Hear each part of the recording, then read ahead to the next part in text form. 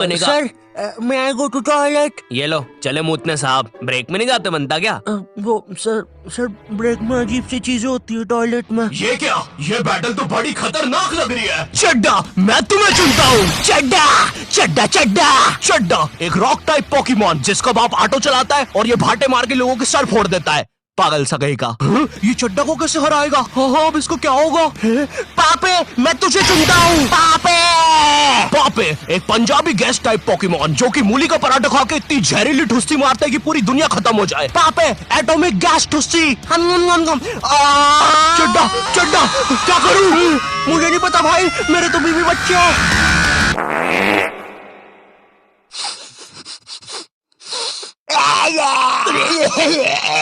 Teenagers.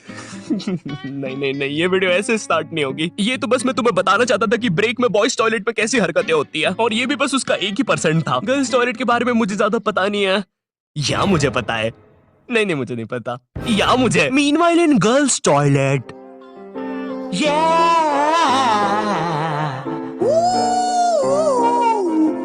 ये कहानी है गर्ल्स टॉयलेट के पीछे की। जी हाँ दोस्तों, गर्ल्स टॉयलेट जहाँ लड़कियां सुपर हीरो बन के थर की बुड्ढों को बचाती है। यहाँ पर खुशियाँ और अमन से रहे लोग। क्या? अरे भाई फिर तुम ही बताओ, लड़कियों को इतना टाइम क्यों लगता है बाथरूम में? छोड़ो यार, मैं वीडियो स्टार्ट करता हूँ। टीनेज, जब बच्चा अपने आप पर ध्यान देना शुरू करता है, वो कैसा दिखता है, उसके बाल कैसे है, वो क्या पहनता है, और जब उसे पता चलता है कि उसका तो सब कुछ ही बर्बाद हो रखा है। मुझे याद है 8th 9th में मैं अपने पूरे बाल खड़े करके स्कूल जाता था, बिल्कुल टेक्टन 7 की ये जिन कैरेक्टर की तरह। तेल पानी लगा के स्कूल निकल जाता था। स्कूल पहुंचते पहुंचते बालों का ऐसा रबड़ी नूडल बन जाता था। खैर ये फिर भी अच्छा लग रहा है क्योंकि ये रोनाल्डो है, मैं रोलेंडो लगता था। स्कूल यूनिफॉर्म भी ना मेरी माँ ने मेरे को बचपन से बड़ी पहनाई है, और ऐसा भी नहीं कि 1-2 नंबर बड़ी, सीधे 4 या 5 नंबर बड़ी। स्कूल में जो बच्चे होमवर्क करके नहीं आते थे ना, वो मेरे अंदर आके ही छुपते थे। इतने बड़े कपड़े। छुपे रे भाई, बहुत जगह है यहाँ पे तो। अरे तुम दोनों? आप कौन हो? अरे मैं पापे हूँ। पापे? अब तू तो 4 दिन से लापता है ना, हमने बाहर तेरे पोस्टर्स देखे। 4 दिन? मुझे तो यहाँ पे 40 साल बीत चुके हैं। देखो इसकी यूनिफॉर्म के अंदर टाइम बहुत तेज चलता है। बाहर भले ही 4 दिन ही हुए होंगे, लेकिन यहाँ मैंने 40 साल जी लिए हैं। मैं जब अंदर आया था मैं भी तुम्हारे बराबर का ही था। माँ को देखे आज 40 साल हो चुके हैं।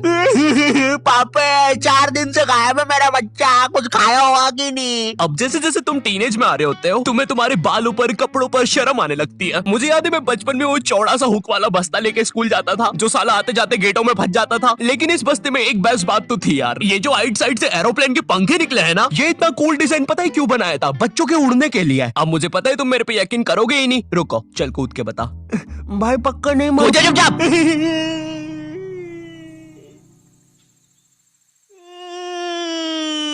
मैंने तो बोले।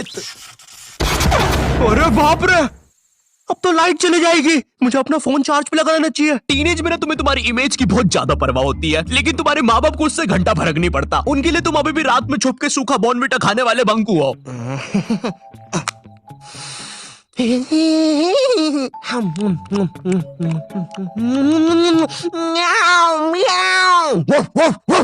बॉर्नविटा सूखा तो बिल्कुल ना खाने दे बच्चों को। भाई मेरी इमेज की तो ना पहले से ही धज्जियां उड़ रखी थी मेरी मम्मी की वजह से। मैं ना स्कूल बस से जाता था, और डेली जैसे ही मैं बस में चढ़ने वाला होता था, उसी समय मेरी मम्मी को याद आता था, अरे ये दूध पीना तो भूल ही गया। भगते भगते उबलता हुआ दूध और बादाम लेके मेरी मम्मी बस के सामने खड़ जाती थी कि जब तक मैं वो उबलता हुआ गरम गरम दूध खत्म नहीं करूंगा कोई कहीं नहीं जाएगा। भाई मेरी माँ एक दूध के गिलास और 2 बादाम के साथ पूरी बस हाईजैक कर लेती थी। अब ना सारा प्रेशर मुझ पे होता था, क्योंकि मुझे वो 100 सेल्सियस का लावा जितना गर्म दूध 10 सेकंड में गटकना है। क्योंकि अब बस के सारे बच्चे इंक्लूडिंग ड्राइवर और कंडक्टर भैया सबकी नजर मुझ पे ही है। वो गर्म दूध गटकने के बाद मेरा गला कुछ ऐसा हो जाता था। वैसे ये मेरी फोटो लीक कौन कर रहा है बे? टीनेज में तुम्हारे माँ बाप तुम्हारी प्राइवेसी की धज्जियां उड़ा के रख देते हैं। एग्जाम्पल के लिए अगर तुम अपना फोन कहीं छोड़ के जाओगे, ये पक्का चेक करेंगे, और अगर तुम बोल के जाओगे मेरे फोन पे किसी का भी फोन आए तो उठाना मत, फिर तो पक्का उठाएंगे। और चलो फोन उठा लिया कोई दिक्कत नहीं है, लेकिन अब बात भी तो करो सामने वाले से। फोन उठा के चुपचाप खड़ जाएंगे। इनको पता लगाना होता है कि सामने वाला कौन है, क्योंकि इनको लगता है कि तुम्हें बस लड़कियां ही फोन करेगी। हेलो, ये कौन लड़की फोन कर रही है तेरे को? अरे मम्मी आकाश है, ध्यान से सुनो। तो इसकी आवाज लड़की जैसी क्यों आ रही है? क्योंकि दिमाग में लड़की घुसा के रखी है आपने, और लड़की बोल के उसकी अलग बेइज्जती मार रहे हो। क्या सच में मेरी आवाज इतनी लड़की जैसी है? कहीं मैं सच में तो लड़की नहीं? बहुत हो गया, अब मैं अपनी शक्तियों का गलत इस्तेमाल करूंगा। और इसी तरह आकाश ने अपनी शक्तियों का गलत इस्तेमाल शुरू कर दिया। बेबी एक बार फिर से बोलो ना प्लीज ना। रिचार्ज करवाओ ना सोना बाबू। विंगाडियम लेवियोसा। सुनो सुनो, मेरी सारी जायदाद मेरी बेबी के अकाउंट में डाल दो। और हाँ, 253 का रिचार्ज। 256 का बाबू। 256 का रिचार्ज भी कर दे। हो गया सर, हो गया, काउंटर मत तोड़ो हमारा, हो गया। Baby baby baby baby. सब छोड़ के चले जाते हैं। और इसी तरह आकाश बन गया दुनिया का सबसे बड़ा स्कैमर। ये ऐसे क्यों हंस रहा है? मुझे क्या पता, शायद जो नशे अभी हम करने वाले हैं उसने पहले ही कर लिए होंगे। तो तेरी गर्लफ्रेंड नहीं है फिर? नहीं है, बोला तो सही। ठीक है, जा। वैसे एक सेकंड, नशे के बारे में क्या बोला तू? अगर तुम अपने फोन की तरफ देख के इतना सा भी मुस्कुरा दोगे ना तो इन्हें लगेगा तुम अपनी गर्लफ्रेंड से बात कर रहे हो। और चलो मान भी लेते हैं अगर मैं अपनी गर्लफ्रेंड से बात कर रहा हूँ तो मैं मुस्कुराऊंगा क्यों? अरे भाई वो गर्लफ्रेंड है मेरी, जोकर थोड़ी ना। अरे अरे नहीं नहीं। ओए सुरेश, क्या तुम्हें ये नाव वापस चाहिए? अंदर आओ। ओए रहने दे, नाली वाली नाव है वैसे भी, तू ही रख ले। और तेरे को शायद कहीं देखा है मैंने।